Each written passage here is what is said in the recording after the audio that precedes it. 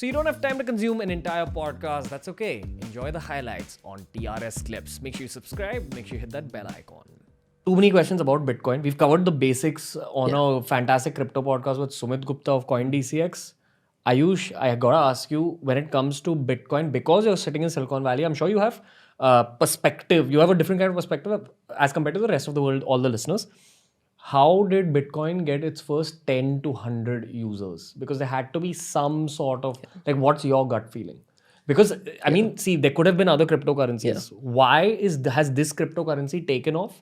See, Ethereum, it's taken off because of the underlying tech. That you can build further tech products using the Ethereum network. Am I right in saying that? Yeah. What about Bitcoin? How did it get its first 10 to 100? So in the beginning, you definitely need early adopters. It had early adopters who understood why this matters, right? They saw the vision, they believed in it. Is it first mover's advantage for Bitcoin? Yeah, I mean, it's not a company. Right? It's just something which was out there lying around and people were like, hey, this sounds interesting. Let's start playing with it, right? The first time I used it or I came across it, years ago, was in gaming. Bitcoin was used on multiple gaming platforms as a way to use the currency, and people loved it because it would cost less. And Had you bought some then, Mr. Jaiswal? No, I do want to sound very smart. Okay. I thought you're one of those early tech guys who were like, yeah, I'll take some Bitcoin, and then you're suddenly like exploding with like Back cash. in the day in 2013, I remember it was like $7, $8 when people were picking it up for the heck of it in college. Yeah. Also, I think it was people who wanted anonymity online. Yeah, exactly. That was like one of the big factors as well. And of course, like it's sort of like complicated, a lot of sketchy stuff happening in the beginning and stuff like that. But I think the first time I came across it was on a gaming platform. I did buy it at a very cheap price, but sort of very small increase in it, and I thought I'm the smartest guy on earth, and I booked the profit. But I think more than that, I think it really needs to get adoption. I would say Bitcoin is a currency, and right now it's comparable to some of the biggest tech companies out there. It's market cap, right? So you can't compare a currency to a company, right? So I think that's the potential which this thing has if it really realizes its full potential. I think people need to understand the fundamental difference between Bitcoin and Ethereum. And this is where I kind of lose some of my cryptocurrency arguments with friends who are not believers in crypto. And there's a lot of them. Especially older guys. And by older, I mean 4-5 years older than us. For some reason. They say that, okay, Ethereum, I get that there is an underlying technology. So for those of you who don't have context, basically imagine that older softwares, including the ones you use on your phone, were created using raw material A, which is the older sort of technology. And the newer apps which are going to be built, which are called built on Web3 protocols or built on the blockchain, will be built using a new sort of raw material. Now, one of those highly effective raw materials is the Ethereum network. And for someone to create a software using that highly effective raw material, which is the Ethereum network, they need to buy Ethereum tokens to be able to code on that, on those protocols. That is the value of Ethereum. As people figure out more ideas, I can build this using Ethereum networks and that using Ethereum. Ethereum's value keeps going up. Now this has a very solid use case, which is why people say, I believe more in Ethereum than I believe in Bitcoin. What is the underlying tech behind Bitcoin? I lose the argument. I'll just simplify it in a very, very simple way, right? Bitcoin was just this distributing power to people, right? Ethereum is programmable money, which means unlimited potential. You can play with it. You can build stuff on top of it, right?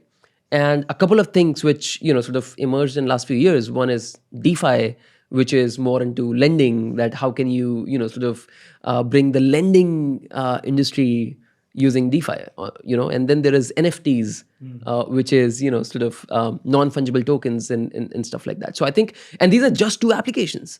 So Ethereum is more of like an, sort of programmable money, which you can play around with, and the potential is unlimited. That's why people are more excited about Ethereum, right? The second thing is, when there are more applications built on top of Ethereum, blockchain is basically like, sort of look at it as backend, right? If you build something on top of it, you need to interact with it.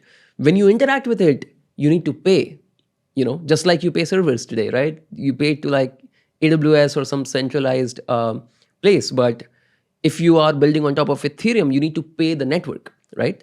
And that Think payment, of it like a very big oil reserve, and you're paying the country in which the oil reserve exists. Even if you make an NFT, you pay a gas fee. exactly. So gas fee is basically doing that work, right? Somebody has got to be paid to do anything, right? So I think that's how you are interacting with the network, right? Now, why Ethereum's value goes up?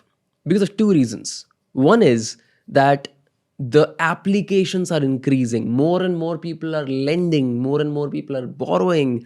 NFTs are taking off, right? All of those stuff is happening, right? So because of that, the demand is increased, and if you have anything which is limited, the price will shoot up. The second thing which is happening, Ethereum is about to go through an upgrade, and in that upgrade, Ethereum is already, by the way, deflationary, which means that the amount of supply which is there in the system is actually decreasing. So you have increase in demand plus decrease in supply of Ethereum, ETH, which is like the token which is used, right? So because of both these reasons, the price of each ETH is increasing, right? To What it effectively means for retail investors is that this isn't financial advice. This is the advice I got from cryptocurrency experts. And Ayush is indirectly saying that money is expected to increase if you invest your money in Ethereum tokens. Oh, yeah. So I wouldn't again, it's not a financial advice. Yeah, it's not financial advice. But I'm saying that anything, when its adoption is increased, and supply is decreased, the value has to go up, right? And that's we are not sort of... No, this isn't recommendations. Yeah, exactly, yes. Not a recommendation. Let me make that clear. But the crypto experts did recommend that these are the two tokens that you invest in. And I get why you invest in Ethereum tokens, ETHs. What is the logic behind investing in Bitcoin? Is it that there's already a community built out which believes that much in it? Companies, governments are accepting Bitcoin, which is validating its value? Yeah. So governments are not. So I mean, it's El Salvador. Two different things, So El Salvador decided to use Bitcoin as their reserves. Like earlier, we used to use gold as reserves. They decided that Bitcoin is the future, and they have, sort of less things to lose, let's say, or they want to take a bet. They decided to make Bitcoin, buy Bitcoin, and another city which is government which is very active in the space is the government of Miami. They are buying Bitcoin, and they are, even rewarding their citizens. They are trying to gamify sort of, life, yeah, and basically incentivize good behavior, right? And stuff like that. So I think there are some governments playing around with it, but it's just very less in number. So when you go to a deeper psychological level, yeah, what even makes human beings value gold? People just decided that this is rare, exactly, it's shiny, it's yellow, yes, and it's worth some money. Yes, it's a common shared belief. Supply and demand, right? Yeah. If there are sneakers, right? Nike launches sneakers tomorrow and says that, hey, come buy these sneakers. I'm making these, right? The price of those sneakers might not be too high. But if Nike says, these are sneakers, I'll only make 1,000 of these. They're exclusive, they're limited in supply, then the demand for those sneakers will increase because people would want it to show off or for whatever reason, right? Artificial scarcity. Basically. Artificial scarcity, yeah, correct. So again, I feel like when it comes to money or anything valuable, diamonds, gold, platinum, whatever, you name it, it's a common shared belief between a bunch of human beings. As for the case with diamonds and gold, it's the world's population. With Bitcoin, it's a section of the world's population that said that is our new gold. How does it look? I'm not so sure. See, it's like barter system could only take human beings so far. So we developed a intermediary to exchange stuff with each other, right? And then since then, it's the same thing. Like earlier, that intermediary was a physical product. Absolutely. Like then it was paper, which we could print. That was tied to a physical product. Then it was, let's just base it on the strongest currency in the world. That will never fail. And now it's like, since we've gone this far, we now accept that it's a shared belief that makes money work. Why not make a electronic and efficient kind of money that we can program, we can put laws into, and that's the whole logic here. There's this beautiful book called The Wealth of Nations. Oh yeah, of course. Talks about history, sort of mankind. How did this whole thing come up? There were kings. They would say silver is the new currency. Then they would put their pictures on it. Then that king dies. Somebody killed him. And from tomorrow, the other picture is the current. We went through all of those things, and I think this is just an evolutionary phase. And I forgot to mention that, and I want to give credit to Packy for this definition. I think it's Packy, but I might be quoting him wrong. But I think he said Ethereum is the new supercomputer, and ETH is the money which will go on that, right? So that's another way to think about it. So again, coming back to those older bros who go, those guys who are against crypto, specifically when it comes to Bitcoin, they say that I don't have scientific proof that this is actually valuable. And they think I don't have numbers behind it, because who's controlling the rates that go up and down? It can be controlled by anyone. And somewhere the argument would have been valid in 2013. But the situation now is that there's that many people who are like backing it. Yeah. And also it's like absolute versus relative worth, right? You have any currency today, the Indian rupee, for example, is worth relative to something. No? Yeah, absolutely. It's always worth, like, everything is pegged to $1, it's an exchange rate, it's a whatever. So which is why I kind of think that a lot of people will now kind of evolutionarily have to just accept crypto.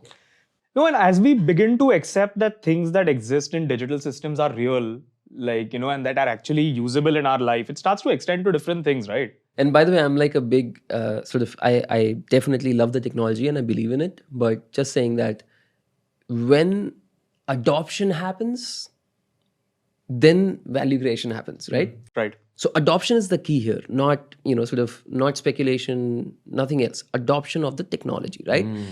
Second point, that why Bitcoin has any value, right? There's like a fun news which came up, I guess, a few days ago, which mentions a lady sold $37,000 worth of fart in UK. She ended up in a hospital because she was trying to make too much money. But she started doing this online, and this is like, remember what is that this? ex-girlfriend I told you about? No, mind. Go on. But news like this, like people are buying NFTs, right? And who gave NFTs any value? Yeah. It's the market. When the market comes together to decide that NFT has X value, it has X value. Same as with the stock market. Yeah. Who decides that, a company is worth X? Same as with abstract art. Anything of Absolutely. value. Exactly. Yeah. So it's really the market that decides.